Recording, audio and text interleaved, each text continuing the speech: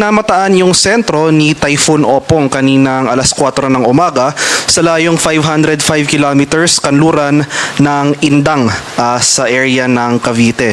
So lumakas muli ito bilang isang typhoon dahil nandito na ito sa bahagi ng West Philippine Sea.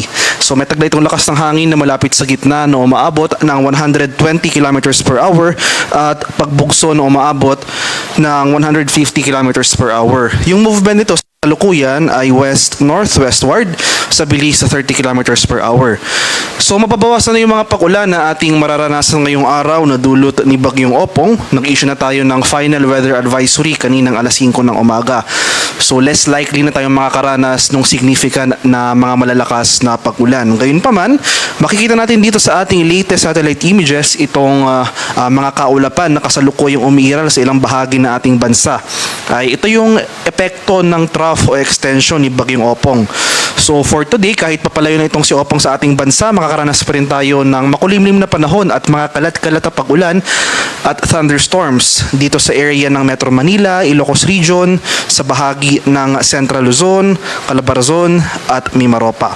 Dahil naman sa habagat, makakaranas rin tayo ng mga pagulan. Itong habagat na patuloy na pinapalakas ni Opong, asahan natin yung mga pagulan at mga thunderstorms sa bahagi naman ng Western Visayas, Negros Island Region at Zamboanga Peninsula.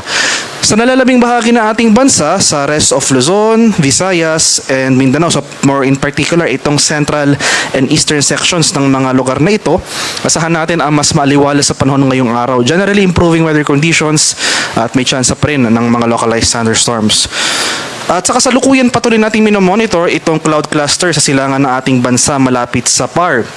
So sa ngayon, patuloy yung monitoring dito dahil hindi natin inaalis yung posibilidad ng development ng nasabing cloud clusters into a low pressure area sa mga susunod na araw.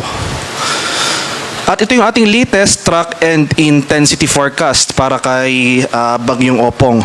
So makikita natin, base sa track and intensity forecast na ito, hindi na umaabot yung mga malalakas na hangin na dulot ni Bagyong Opong sa ating bansa.